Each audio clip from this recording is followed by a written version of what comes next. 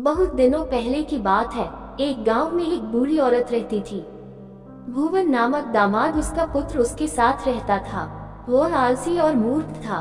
बूढ़ी माँ उसकी मूर्खता से दुखी थी। वह पुत्र किसी भी काम में उसकी सहायता नहीं करता था। इसी कारण वह बूढ़ी औरत कष्ट में जीवन बिता रही थी। एक बार वह बूढ़ी औरत बीमार हो गई। वैद्य ने उसे पलंग से न उतरने का आदेश दिया।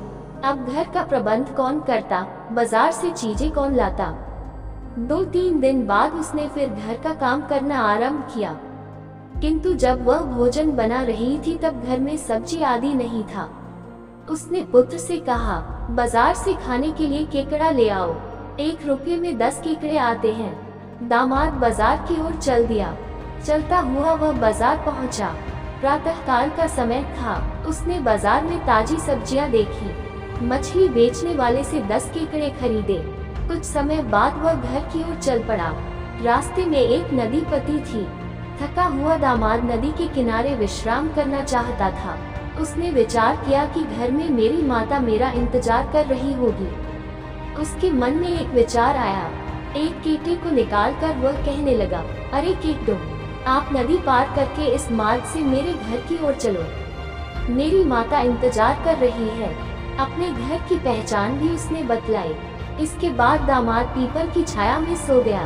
केकड़े प्रसन्न होते हुए नदी के पास आए। वे उछल उछल के नदी के पानी में प्रवेश कर गए। केकड़े दामाद की तरह मूर्ख नहीं थे। घर में दरवाजे पर उसकी माता उसका इंतजार कर रही थी।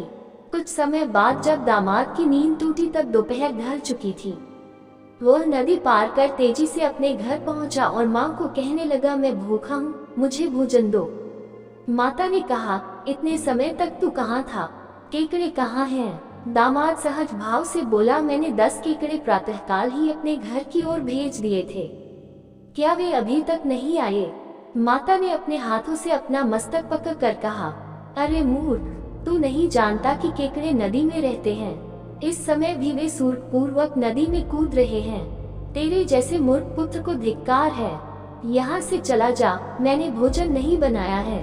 दामाद बिलबिला उठा और नदी की तरफ चल पड़ा। नदी पर पहुंचकर उसने केकड़ों को बुलाने लगा, अरे केकड़ों, बाहर निकल आओ, मुझे भूख लगी है। मूर्ख दामाद चिल्लाता रहा और केकड़े नदी में डुबकियां लगाते रहे। शिक्षा मूर्ख व्यक्ति मूर्खों वाले ही कार्य करता है। हमें हमेशा समझदारी वाले कार्य करने चाहिए। कहानी अच्छी लगी हो तो चैनल को सब्सक्राइब, लाइक कर दे। शेयर जरूर करें, क्या पता किसी का भला हो जाए। धन्यवाद।